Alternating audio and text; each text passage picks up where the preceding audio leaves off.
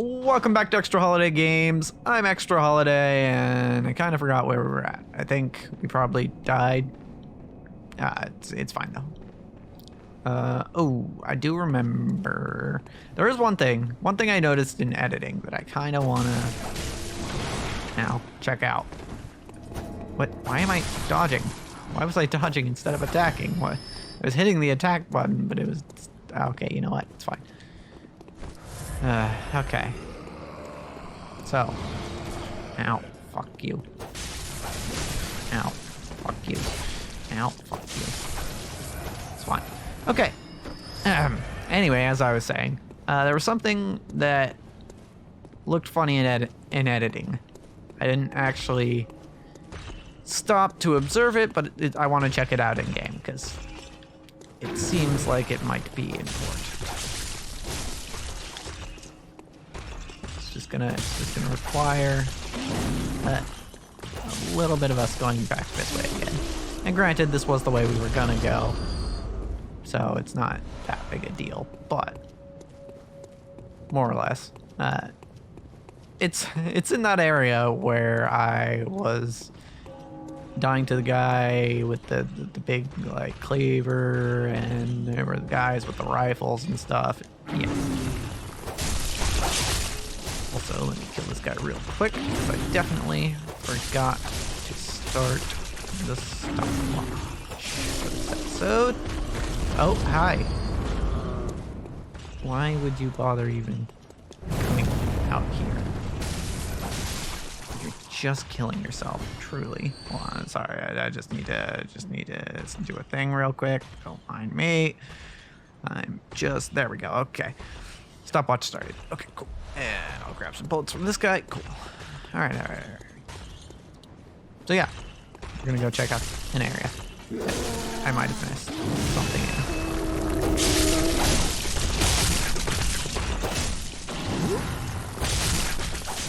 There we go. Again, it requires us to go through this area that we've been through a number of times and have died in a number of times. Hey, gotcha. And you. And you. There we go. Alright, and then these guys. He's coming down? Cool. Yeah, you're gonna try and shoot me. Scythe Man? Still there. Coming down though, but so is Mr. Big Man. Hey, keep coming. Don't stop over there. Just keep on coming until the big guy turns around. Okay, there we go. Now I can fight you. Ow. Did that wrong.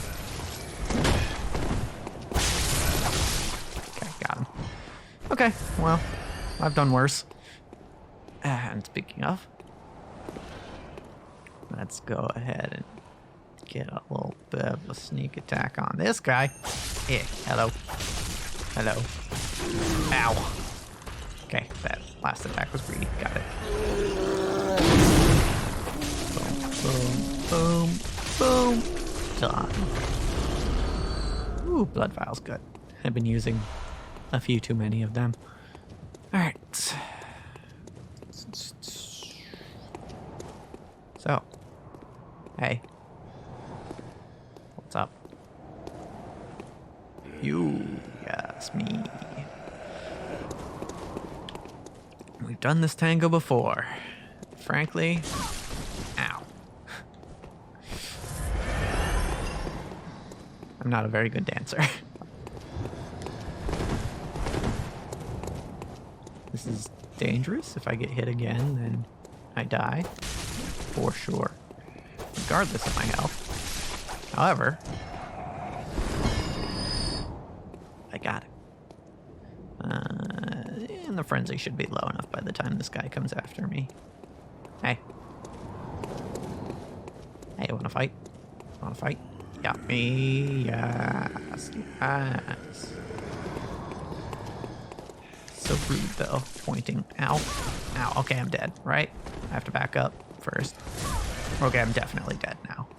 Okay, so let me try and get as far away from here as possible before I die. There it is. Okay. So hopefully my echoes will be right there when I come back and not further up. Okay. Those who delve into the arcane fall all too easily to madness, and thick human blood serves to calm something, something, something. They never give you enough time to read these. It's very cool. Very cool. This way. This away. This away. All right, bud. Hey, what's up? Ow, that still hit me. Good.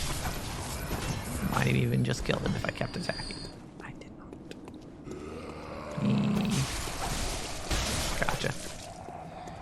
Gotcha. Gotcha. Cool. Hey. Yes. I think there is one cool thing about this game. And it's also in the Dark Souls games. But I think it's even more effective here. In that there's a natural flow to how a person plays one of these games, right? Because you have to go through the same areas multiple times and fight the same enemies multiple times, basically anytime you die, you get impatient, right? Ow. You just wanna kill things faster so you can get back to where you were. And I think for this game in particular, that's kind of a cool thing, because, right, the whole philosophy that's meant to differentiate in terms of game design, that's meant to differentiate this from the Souls games, is that they want you to play aggressive. And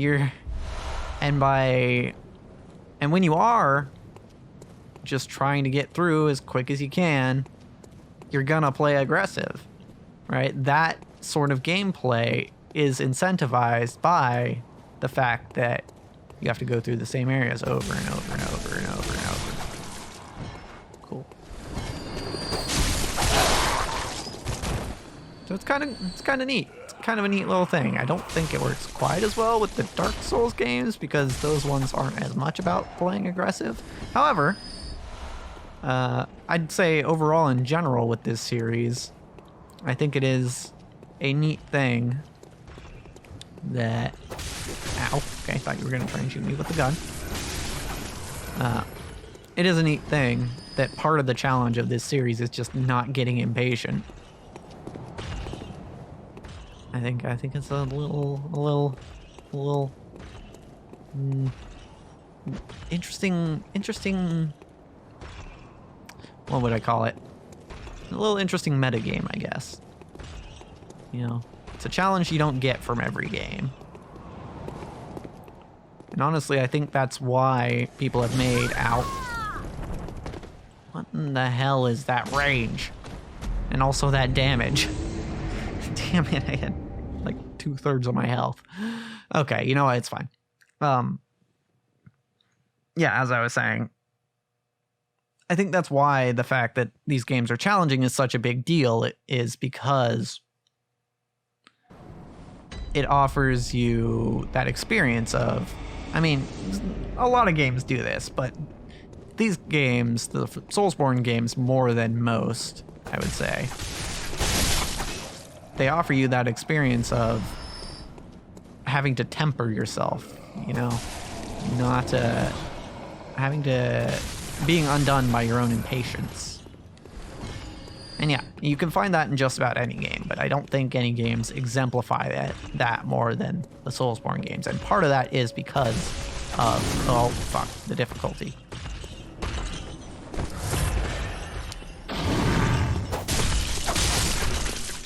So yeah, I know there's a hot debate out there about whether the Soulsborne games should have an easy mode. And what the hell, we have time, I'll go into it. So, firstly, I'd like to point out that even if the games don't have like a traditional easy mode, like, oh, you pick this option from a menu and it makes, you know, enemies have less health and do less damage, which is kind of a lazy way to do difficulty, but that's beside the point. It doesn't have that sort of thing. Even though the Soulsborne games don't have that, they do. It's not to say they aren't totally without difficulty controls. Right?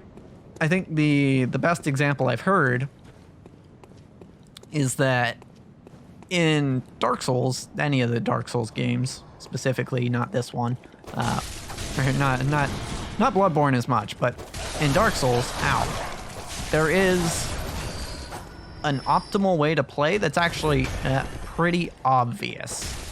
And that's mostly just to build defensive and hide behind your shield and only attack when you're absolutely certain you can get away with it. Right? And that's the easiest way to play those games, is to build your character defensively and play defensively. And that in itself, I feel, if you do that, then you will have an easier experience than if, say, you play like me and you put all your stats in offensive, you put all your levels in offensive stats and nothing in health, and you choose a suboptimal weapon, right? So there are ways to make the game easier or harder for yourself. And those ways are built into the game. Ow, fuck you. How can I never time that correctly? Right? It's not, these games aren't purely a matter of mechanical skill. However,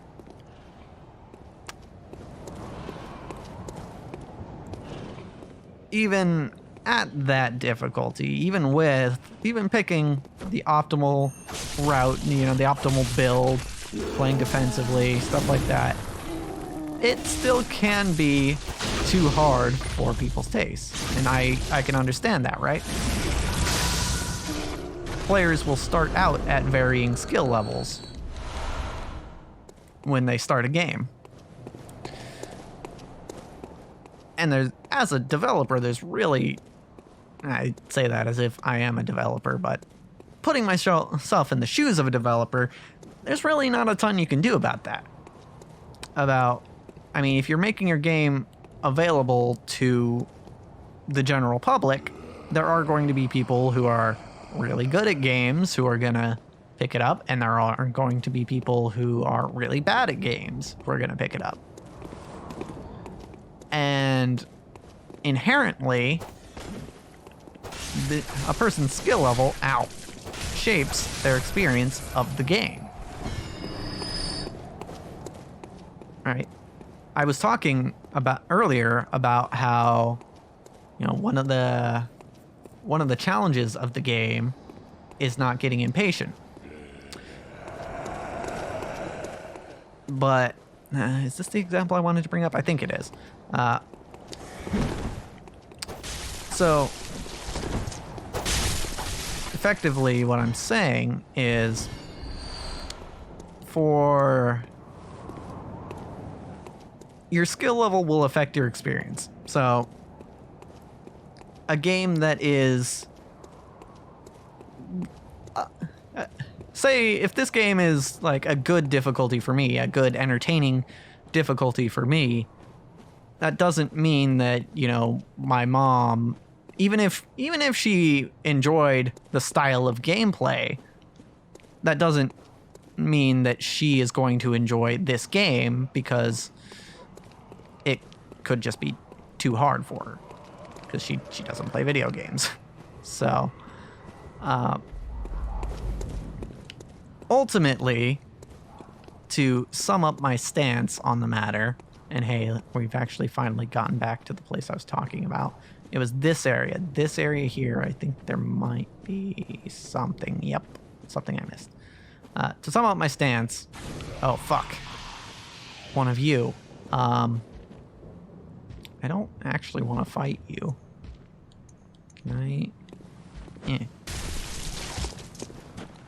Can I just kill you with throwing knives? Maybe the repeating pistol? It's bad. Yeah. So ultimately... Though I don't necessarily like the idea of... Ow, fuck. Though I don't necessarily like the idea of just, you know, lowering enemy health bars and lowering their damage to make a game easier. And especially if you make that choice... Oh, fuck. Especially if you make that choice at the beginning of the game, because at that point you haven't experienced the game and you don't actually know if you need to go easy or hard. Yeah, choosing a difficulty at the beginning of a game is kind of... Yeah, but there are wrong ways to do difficulty, I think. But there should be a plethora of difficulty options for games, right? I think ideally you should be able to experience a game the way it's meant to be experienced regardless of your skill level.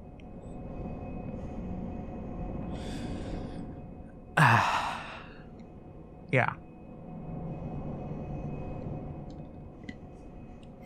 But maybe we'll experience this game next time. Because as for this episode, that's a wrap.